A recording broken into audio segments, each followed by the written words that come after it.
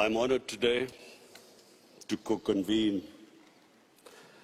the first global refugee forum with the leaders of Turkey, Ethiopia, Germany, and Costa Rica.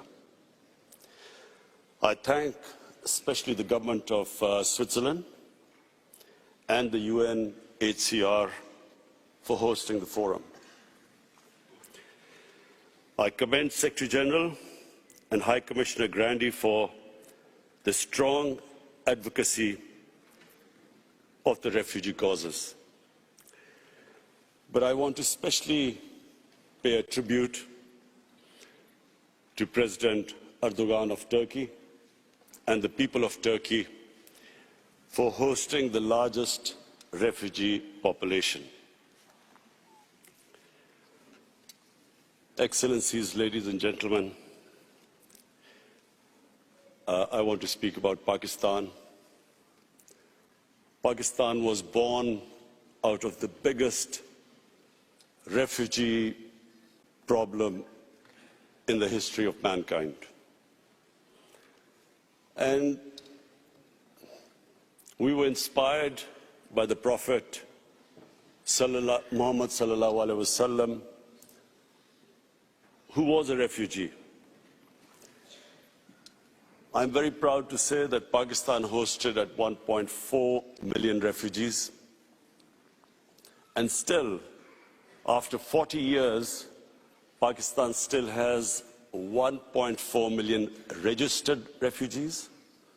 And overall, the Afghans in Pakistan number 3 million. Countries that do not have resources, countries that cannot look after their own population, that cannot provide their basic needs, that are struggling to develop their human resources. For them, a large refugee population causes problems which cannot be imagined by the richer countries. I see the European countries struggling with the refugee problems. I see the emergence of the right wing, which cashes in on the public distress faced by the public because of lack of jobs. They cash in on the refugees.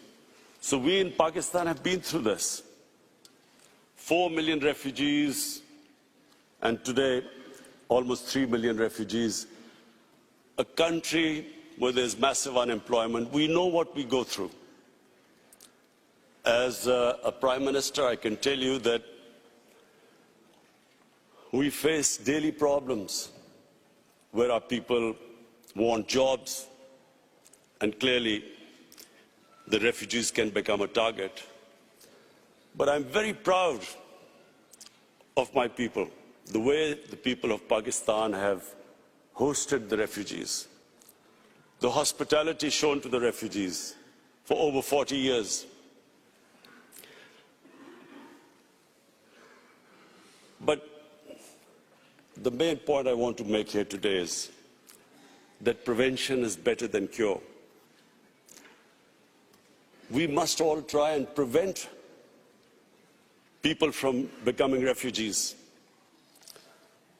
Pakistan is, and again I'm proud to say, we are trying our best now in the peace process in Afghanistan so that the refugees can go back with dignity. And we are praying that this peace process now succeeds. There's a political settlement in Afghanistan so that the people of Afghanistan who've been suffering for 40 years of conflict, finally, they too can enjoy the dividends of peace. Mr. Secretary General and High Commissioner, one of the things I especially wanted to come here and point out, and I do want to tell the whole world that they should be aware of one of the biggest impending refugee crises about to take place. In India, on the 5th of August this year, Indian forces laid siege to the people of Kashmir. Since 5th of August, 8 million Kashmiris have been literally shut inside. Their rights have been taken, people have been imprisoned, the leaders are in jail, all communication has been cut off. But the most important thing which the world needs to understand is that the professed aim is to change the demography of Kashmir from a Muslim majority to a Muslim minority. Now, if this is what the professed aim is, we are likely to have another refugee crisis. A refugee crisis that would dwarf other crises. In the United Nations General Assembly, I tried to appeal to the world community that they must take notice of this. What is going to happen? The people are under siege in Kashmir. Whenever the curfew is lifted, there are 900,000 Indian troops there. What is going to happen then? They're trying to change the demography by settling in Hindu population into Kashmir. What is going to happen then? So we know from our past experience, prevention is better than cure. If the world acts right now and puts pressure on the Indian government to stop this illegal activity, we could prevent this crisis. But we all know once a crisis starts, once there is a crisis, we all know that it's as we know right now, as we know what is happening, as we know what is going on in Turkey with the refugees. We all know that it's very difficult, it's complicated. So many issues come in the way. So number one, I would like the world community to take notice of what is happening. We in Pakistan are not just worried that there will be a refugee crisis. We are worried that this could lead to a conflict between two nuclear-armed countries. And so the Secretary General of UN is sitting here. I'm looking forward to inviting you to Pakistan in February when we host the refugee conference there. But I would really appeal to the world community that this is the time to take notice. Secondly, there is another thing happening in India. In Assam, the government has passed a Citizen Registration Act. What does that mean? That means that every citizen has to prove their citizenship.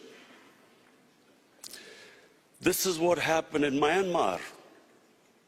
Before the ethnic cleansing of Muslims started there, they were all supposed to first prove their citizenship. This is what is happening in Assam. Some 2 million people, mostly Muslims, are now required to prove that they actually are citizens of India. And according to one of the Indian ministers, the same act will, by 2024, will be all over India. So, along with this act, there is another law just recently passed, that from Pakistan, Afghanistan, and Bangladesh, any minority that is persecuted can find citizenship in India. That means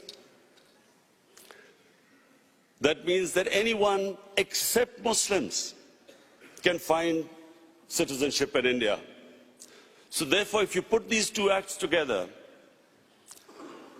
when this act goes all over India, where every citizen will have to prove their citizenship,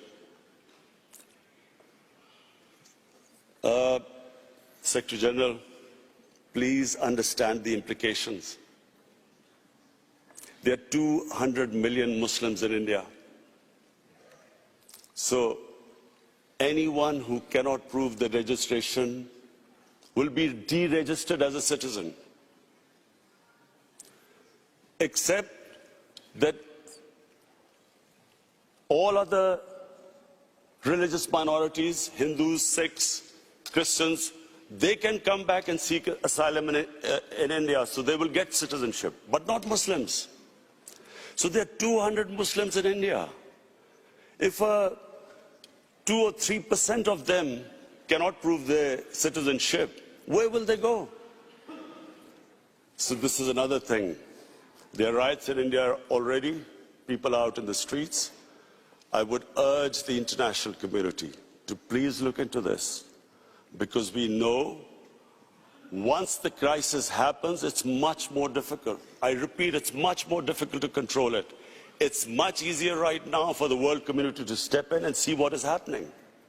And I urge them, because we in Pakistan stand to suffer. As it is a country that is hosting 3 million refugees, a country which is trying to develop its own human beings, provide them the basic necessities, our country will not be able to accommodate more refugees.